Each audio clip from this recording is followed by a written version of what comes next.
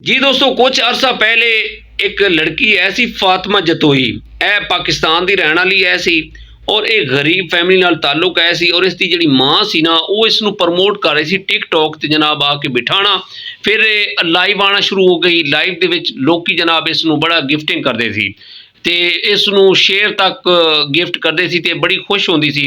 बाद दे विच किसी ने इसनूं दुबई दा वीज़ा दिता, विजिट वीज़े ते गई है जनाब और इत्थे जाके उन्हें खूब जनाब ये लाइव आके ना जनाब इनू जो गिफ्टिंग होंदी बड़ी खुश होंदी आई कि मेरी बच्ची जी ना बड़ा ना कमा रही है। फिर इन्हें अपना घर इतने बनाया, फिर जो दुबई गई है उत्ते जनाब हूँ एक वीडियो वायरल हुई है, कितने शर्म का मकाम है।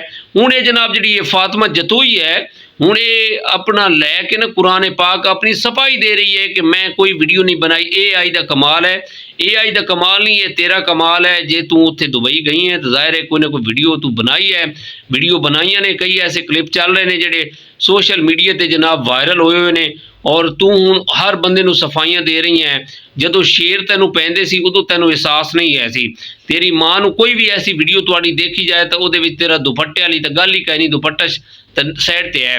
उस तो बाद जी क्लिफ्टन ते कराची जी वीडियो बनाई ने, उस तो बाद दुबई साहिल ते वीडियो बनाई ने, उस दे विच भी जनाब जी तुसीं टिकटॉक ते धूमां पाईयां ने उहदे विच जरूर तुसां गलतियां कीतियां ने, तुहानूं यह अजाला भुगतना पेगा।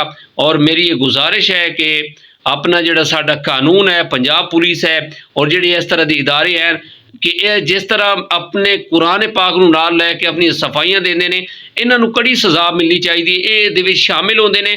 कुरान पाक चाहण कण नहीं, ये पढ़न की किताब है, ये लारैब किताब है, पाक किताब है, इसका सहारा इन्होंने नहीं लेना चाहिए।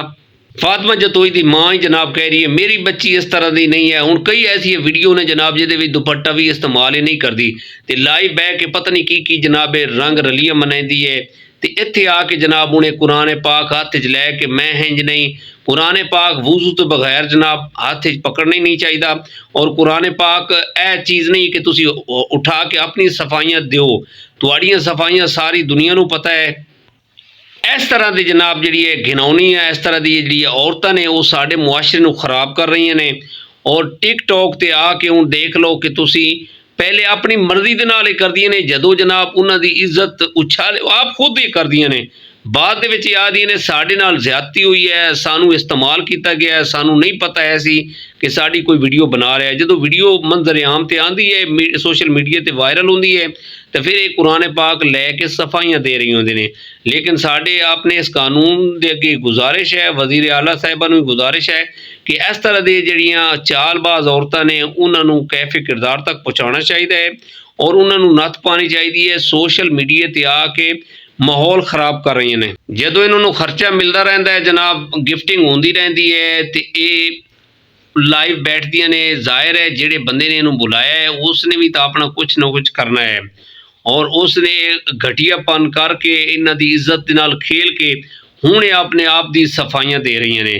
शेर इन्होंने एवें नहीं पैंदे रहे। हुण आके जनाब इहदी वालदा ही कह रही है कि AI दा कमाल है, मेरी बच्ची इस तरह की नहीं है। ये काफ़ी अरसे तो जनाब दुबई दे विच विजिट ते गई हुई ने, उत्ते मुकीम हैं ते वीडियो बना रही ने।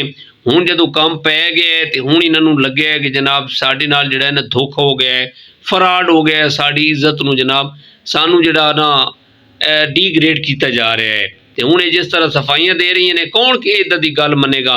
हर वीडियो तुसी अपनी देख लो, किहड़े ऐसी वीडियो है जिहदे विच तुसां दुपट्टा ओढ़े हुए है, दुपट्टे वाली गल ही काई नहीं है। तो हुण तुसी कह रही हो कि साडे नाल जनाब धोखा होया, फराड होया है, हुण भुगतो। लेकिन फातिमा जतोई साहिबा मेरी तुहाडे अगे गुजारिश है कि कुरान पाक का जिहड़ा लिबादा ओढ़दे हो ना, कुरान पाक लैके अपनी सफाइयां पेश कर दो, तुहाडे मकरू चेहरे दा लोकां नूं पता है। लिहाजा गुजारिश है कि आइंदा कोई भी तुसां सफाई देनी है तो कुरान पाक तुहाडे हत्थ च ना होवे, नहीं तो तुहाडे खिलाफ असां FIR कटा देनी है। फिर तुसी आके कानून कटहरे दे विच जवाबदेह होना पेगा तुहानूं। जिहड़े भाई मेरे व्लॉग देख रहे ने इन्हां दे खिलाफ आवाज़ उठाओ कि इस तरह के बेहूदा चेहरे जड़े ने ये साडे कारण, साडे इस्लाम कारण ये बड़ा वड्डा नुकसान है। जिहड़े जनाब एक घटियापन करके फिर साडी पाक किताब हाथ च लैके सफाइयां देंदे ने। इस कारण ओवरऑल जिहड़े मेरे भाई बहना व्लॉग देख रहे हो, इस कारण आवाज़ बुलंद करनी पैगी। इसे पैगाम के नाल मैनू इजाज़त दो। अपना ढेर सारा ख्याल रखना। इस तरह के जिहड़े गंदे अंडे ने ਉਹ ਸਾਡੇ ਇਸਲਾਮ ਨੂੰ ਖਰਾਬ ਕਰ ਰਹੇ ਨੇ। ਇਸਲਾਮ ਦਾ ਲਿਬਾਦਾ ਓੜ ਕੇ ਇਸ ਤਰ੍ਹਾਂ ਦੀ ਘਟੀਆ ਔਰ ਵਾਹਿਯਾਤ ਹਰਕਤਾਂ ਕਰਦੇ ਨੇ। ਫਿਰ ਪਾਕ ਕਲਾਮ ਜਿਹੜਾ ਹੱਥ 'ਚ ਲੈ ਕੇ ਸਫਾਈਆਂ ਦਿੰਦੇ ਨੇ ਕਿ ਇਹ ਅੱਜ ਦਾ ਕਮਾਲ ਹੈ।